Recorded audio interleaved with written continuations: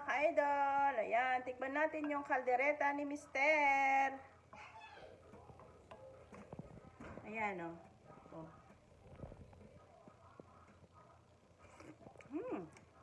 Ang sarap. Ang malinamnam.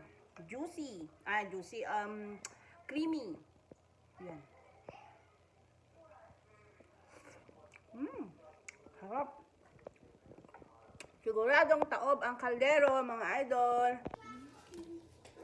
Hello, hello, mga guys, mga ka-idol, mga kakabsat. Ayan. Ito ang niluto ni Commander na kaldereta. Pork caldereta ribs. Ayan.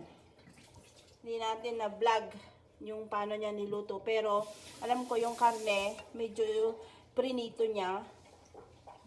Ayan. Tapos nilagyan niya ng liver spread. Ayan. Caldereta. Tikman natin, guys.